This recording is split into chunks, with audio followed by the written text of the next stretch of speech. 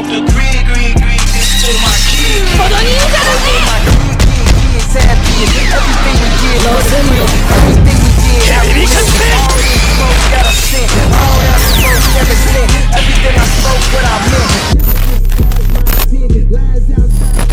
So after the whole Ishiki Otsutsuki fiasco has ended, the Boruto anime actually decided to jump into the Chunin exams. Now that the Chunin exams has wrapped up, I do want to talk about it because I definitely do think this was a good idea, because it definitely would give a lot of development to the side characters, especially to the characters who don't get a lot of screen time. So going into these Chunin exams, we did start off with the written portion of the exams. Now these kids are pretty smart and this is their second time around taking these exams, so I definitely wasn't surprised at the fact that all of the main cast got through pretty easily. Obviously some people were eliminated when they were caught cheating to get the answers, but of course those are the weak ones. These are the fodders that no one really gives a damn about to begin with. Next we jump into the Force of Death, which is the second round, and unlike in part 1 when you had to work as a team to get both scrolls, you actually had to work by yourself. You worked as solo to actually rescue another person inside the Force of Death. Now it's kind of cool that they did bring this back because this is such an iconic landmark in OG Naruto. We had so many crazy moments, stuff like Naruto and Sasuke versus Orochimaru, Sasuke awakening his curse mark from the very first time, Gaara killing motherfuckers, destroying them, having raining blood all over the Forest of Death. But going into this one, it was very quick. These two rounds, the rain test and the Forest of Death portion, were all done in one episode. Now I would like to say that they definitely did fly by these two rounds because each person in Team 7 were easily able to rescue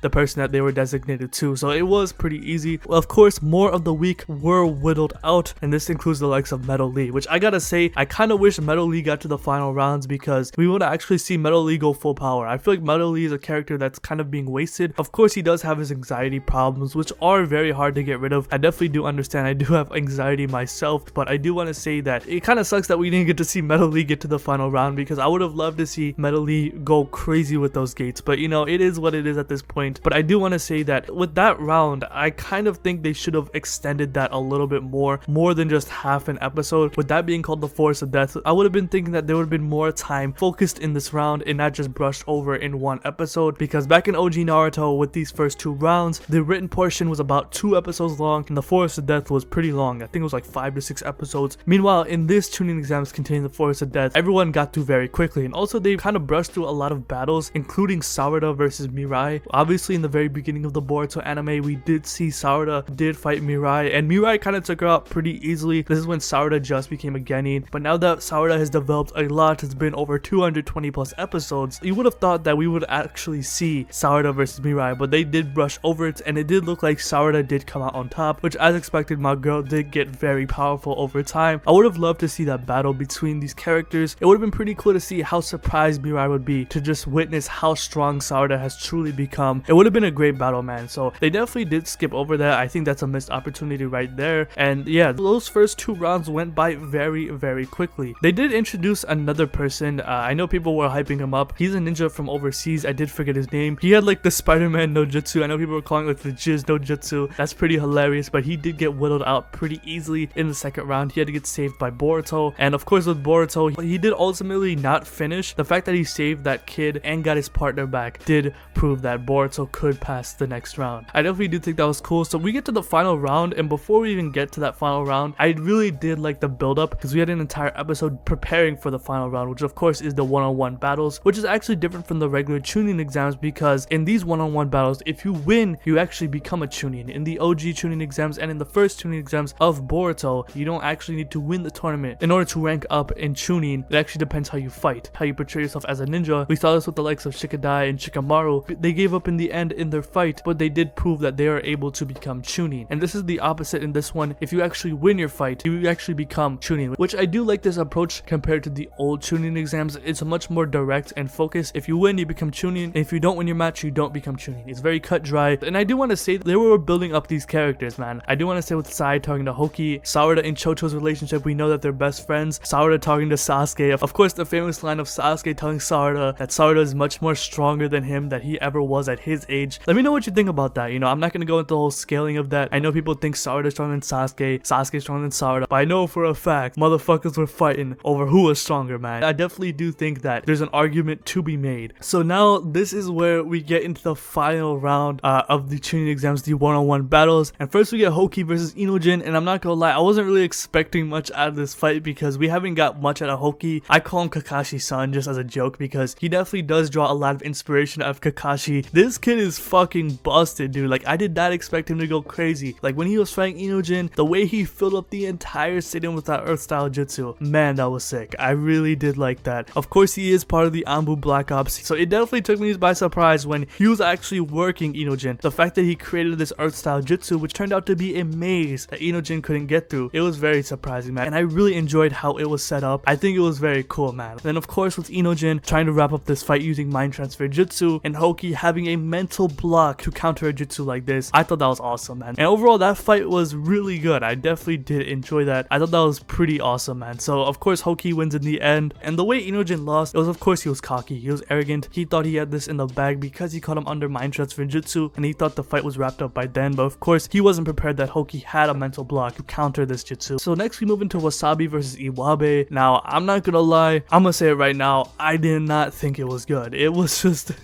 I know for a fact a lot of people did not like this episode. For me, I didn't like this fight either. Thing is, I did understand the premise behind it. Now of course with Wasabi, from her coming from a very low clan, her clan is very small, so of course with her grandma and parents cheering her on, they're expecting her to win because her clan isn't really that big and they want her to represent the clan. And of course with that is going to put a lot of pressure on Wasabi to perform, and we did see that in this fight against Iwabe. She was very nervous. There's definitely a lot of pressure applied to Wasabi to perform and win to become Chunin, so I did understand the premise behind it of the pressure that she was facing in order to win. But my problem with this fight was the execution itself. Now I understand that Wasabi was nervous, and I understood that she probably wasn't going to perform at full power since she was so nervous and had this pressure. My problem is just how Iwabe reacted to this. They did fight in the beginning just for a little bit, but Iwabe, seeing how down Wasabi was, he decides to build a fucking cat monument. Like, I understand this is supposed to be a gag, but it's like, come on dude, it's Iwabe, man. We don't see that much of Iwabe, and I've always liked Iwabe since like episode 1. Of course he hasn't gotten that much screen time, but you know, it would have been a lot cooler for him to get some cool moments in this fight, but to turn him into a gag and build this cat monument that actually almost kills him, like, come on bro, come on man. That was not it for me, at least. Like, I understand it's supposed to be a gag, but Iwabe out of all characters, come on man. Of course with Iwabe building that huge ass cat monument, Iwabe does run out of chakra since it's so huge. He just keeps hitting at it, keep using his earth style jutsu to build this cat monument. He does faint since he runs out of chakra, since it takes up so much chakra, and then this is where the cat monument's head falls off and it's falling toward Iwabe, and this is where Wasabi uses the clan's cat jutsu.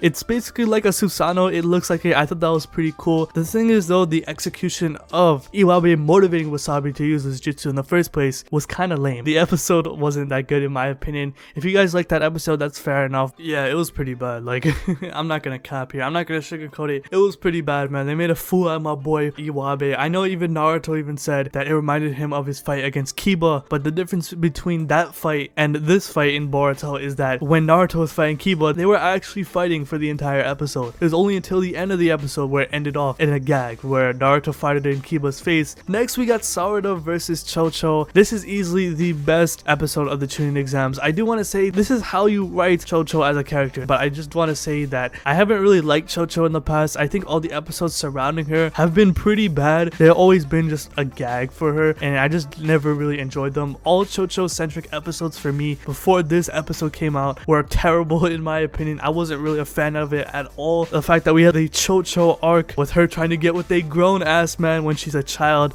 yeah, I wasn't a fan of that. Of course the episode before the car activation arc, episode 156, which I gotta say is probably the worst episode in Boruto. That was terrible. The fact that she was flying motherfuckers over some beans, like, no dude, get the fuck out of here. That was pretty bad, man. So she has some bad episodes around her. This is one of the very few episodes that I did feel for her, where I did understand what she was going through. She wanted to become Chunin alongside Enojin, who did lose, to be with Shikadai, to wear that Chunin vest. I understood that bond. I think that hit very well, especially with her relationship with Sarada. Both Sarada and Chocho vowed to fight each other hard. They're not gonna hold back. And looking at at this fight, man, they definitely went at it. So of course, in this fight, Sarada was taking control of the fight. There was even a moment where she even took the lead with the lightning ball jutsu, which eventually did overpower Chocho, which shows you that Sarada's lightning ball jutsu did become powerful over time. She first shot a couple, which Chocho stopped, then she shot like 20 to 30, which Chocho got overpowered by, and it looked like the fight was gonna end. Sarada kind of let her guard down, was like, hey, I'm sorry Chocho, did I go too far? But this only motivated Chocho to fight harder, which I gotta say, this was pretty cool. And she even scolded Sarada for apologizing, like, what are you apologizing for? And this is where she actually speed blitzes Sarada and hits her against the wall, which I gotta say was pretty impressive. And this is where Sarada says I'm sorry, but not with the same meaning this time around. She's saying she's sorry for not taking Chocho seriously, and this is where they actually go at it. They're actually swapping hands, hitting each other, exchanging blows, matching each other in speed and taijutsu. I thought this was pretty awesome. And of course, with that crazy scene with Sarada using Chidori, Chocho going into her super butterfly mode and canceling each other's attacks out, with Sarada coming out on top. This was a very good battle right here, and I definitely did like how Sasuke was giving words to Sarada. Are you prepared to take out Boruto? Because obviously with Boruto having this Borushiki mode, this is Momoshiki controlling Boruto, and Sasuke tells Sarada whenever that's possible, you have to be ready to take out your friend, because that's not Boruto anymore. And Sarada takes that vow that she would. This gives resolve to Sarada, and jumping from this flashback, we did get that amazing scene as I mentioned before. So this was easily the best part of the Chunin exams by far. It was so good. It was so fun to watch. I think this was such a good battle, and I definitely do have much more respect for Chocho than before. But this episode right here, I can definitely give her a lot of respect. I'm glad that the anime is actually giving Chocho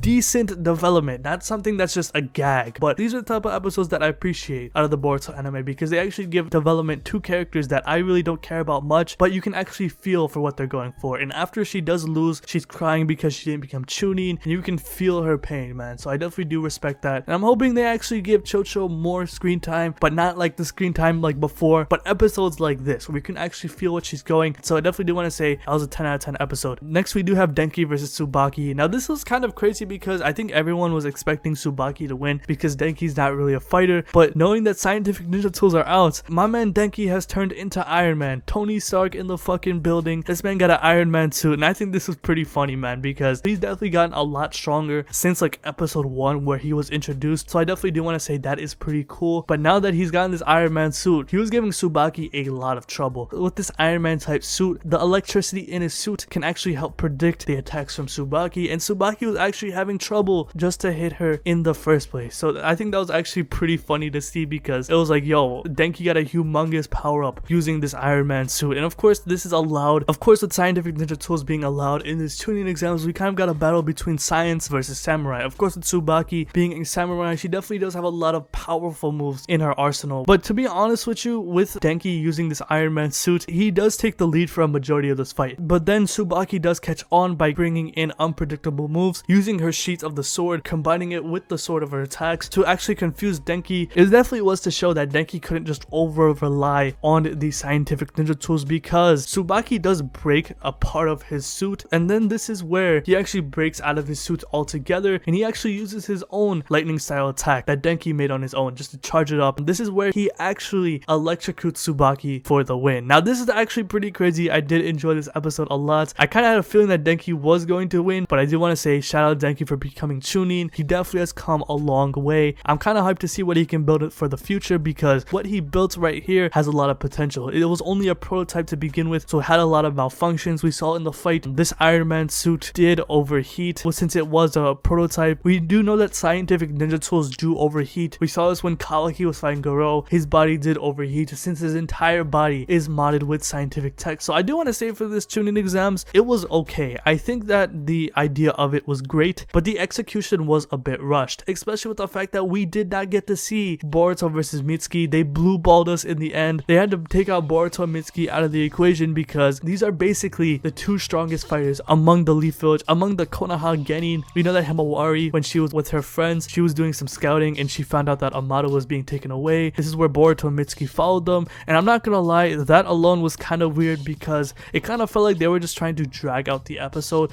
There wasn't really any meaning behind it. Of course, the people who took away Amado, they wanted Amado to be a part of their country to help build weapons, since they were a very small and non-prosperous country to begin with. It kind of reminds me of the people from the Land of Haze in the Kara activation arc. Of course, it was different because they needed the Hashirama cell to support their country, but it had a similar idea there. Small details like this show why the these small countries are still suffering despite peace being among the 5 great nations. So of course there's still work to be done among these small countries, but I do want to say with these people taking away Amato, Boruto kills them instantly with 1 paper bomb. So it's kind of weird that Boruto and Mitsuki had to be taken out there to retrieve Amato, when in fact Amato could have left anytime he wanted to. He had a scientific ninja tool prepared. He didn't need to actually listen or comply to what they wanted. So it was kind of weird that they had that in the first place, to drag Boruto and Mitsuki when Amato didn't even need help to begin with. And overall with these Chunin exams, I do want to say that it was alright. I think the idea was great to bring in these other side characters, and we did get a lot of great moments out of it. Not gonna lie, I kind of think that was a missed opportunity to not get Boruto versus Mitsuki, but overall these Chunin exams were alright. The execution was kind of rushed. I kind of think that the first 2 rounds, the fact that they were done in 1 episode, you could have spent a little bit more time on the forest of death, but at the same time we did get a lot of great fights between Sarada and Chocho, Hokey and Enojin, and Denki versus Tsubaki. So overall it was alright. And let me know what you think about these Chunin exams in the comment section below. What was your favorite fight? What was your favorite moment? But just let me know what you think about all of that in the Chunin exams in the comment section below. So if you like this video, hit that like button, subscribe, hit the bell as well, and have a good day. Peace.